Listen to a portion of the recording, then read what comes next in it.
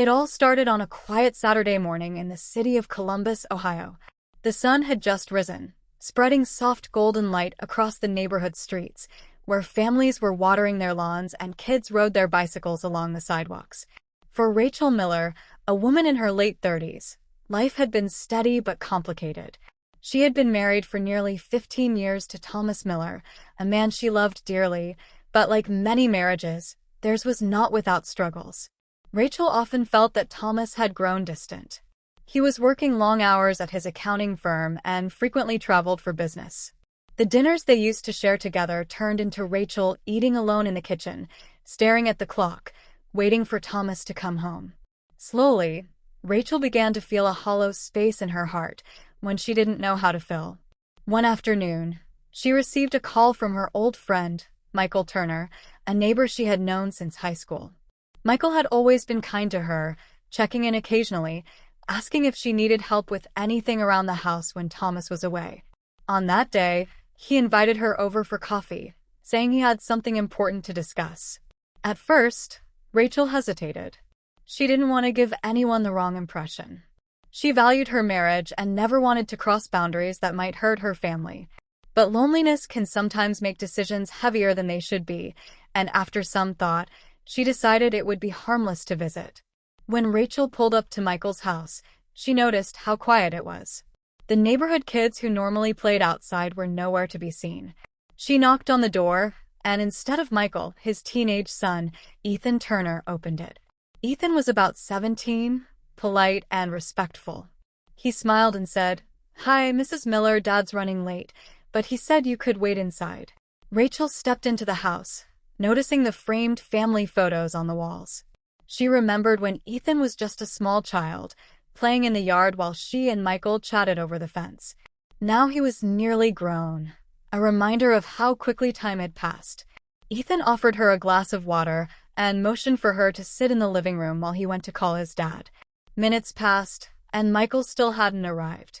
Ethan, noticing Rachel's unease, tried to make conversation. He talked about his school, his plans for college, and how much pressure he felt to succeed. Rachel, being a mother herself, listened kindly, offering gentle advice. She told him how her own son struggled with the same worries and how important it was to take one step at a time. But as the conversation went on, Rachel realized something she hadn't expected. Ethan was opening up to her in a way that her own husband hadn't in years. He spoke honestly, vulnerably, about his fears and dreams. It wasn't romantic, it was simply human. For the first time in a long while, Rachel felt that someone was truly listening to her as well. When Michael finally returned home, he apologized profusely for keeping her waiting. "I got caught up at work," he explained, setting his briefcase down. They sat at the table together, sipping coffee, while Ethan excused himself to go upstairs. Michael then revealed what he wanted to talk about. He was worried about Ethan. He said Ethan had been struggling silently, and as a single father, he didn't always know how to help. Rachel realized why Ethan had spoken to her so openly. He had been looking for someone to understand him, someone who could guide him when his father was too busy or unsure of what to say. In that moment, Rachel saw clearly that she was standing at a crossroads. She had been feeling lonely in her marriage, searching for comfort, but what she had found instead was a reminder of responsibility and trust.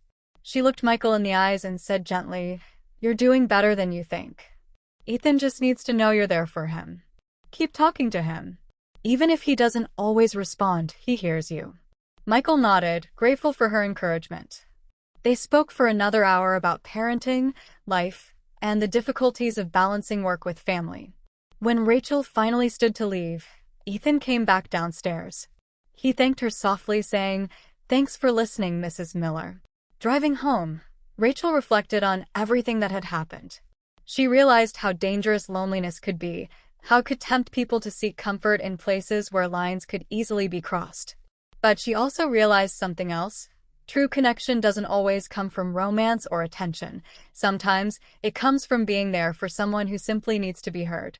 When she walked back into her own house, Thomas was sitting on the couch, exhausted from work but present.